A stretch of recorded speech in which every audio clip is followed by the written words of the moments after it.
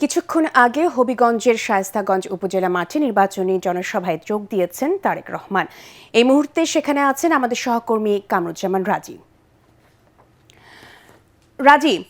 আমরা যেটুকু জানতে পেরেছি যে শায়েস্তাগঞ্জে জনসভায় যোগ দিয়েছেন তারেক রহমান, তো আপনার কাছে সেখানকার সর্বশেষ তথ্য কি আছে আমাদেরকে জানাবেন।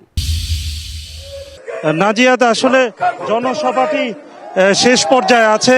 এই মুহূর্তে কথা বলছেন হবিগঞ্জ ৩ আসনের সংসদ সদস্য জি.কে. গৌস। তিনি তার বক্তব্য তুলে ধরছেন। এর আগে কিন্তু হবিগঞ্জের 4টি আসনের ধানের শীষের প্রার্থীরা এখানে পরিচয় করিয়ে দেওয়া হয় এবং তারা বক্তব্য রাখেন। কিছুক্ষণের মধ্যেই কিন্তু বক্তব্য রাখবেন বিএনপির চেয়ারম্যান তারেক রহমান।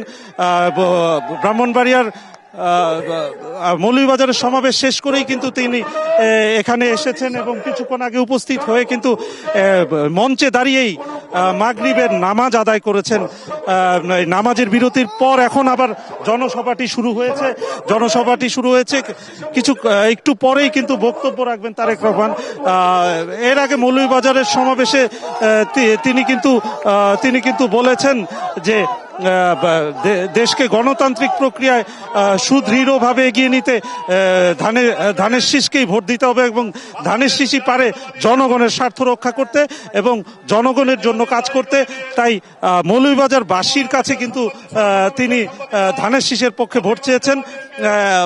এছাড়া তিনি কিন্তু সেখানে একটি অভিযোগ করেছেন যে একটি দল যারা ৭১-এ যাদের বিতর্কিত ভূমিকা ছিল তারা কিন্তু আবারও দেশের মানুষকে বিভ্রান্ত করতে চাচ্ছে, তাদেরকে বোকা বানাতে চাচ্ছে এবং তাদের পক্ষে ভোট নিতে চাচ্ছে। কিন্তু ভোটারদের কিন্তু তিনি সতর্ক করেছেন, সাবধান করেছেন এই দেশবিরোধী চক্র থেকে যে দেশকে যেন বাঁচানো যায়, তাদের ষড়যন্ত্র থেকে দেশকে যেন বাঁচানো যায়, তাদের বিরুদ্ধে ঐক্যবদ্ধ থাকার আহ্বান জানিয়েছেন।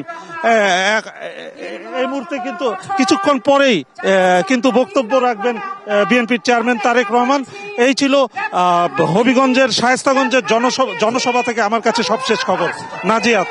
জি রাজীব, আপনি ওখানে থাকবেন, পরবর্তীতে আমরা আবারও যোগাযোগ স্থাপন করব।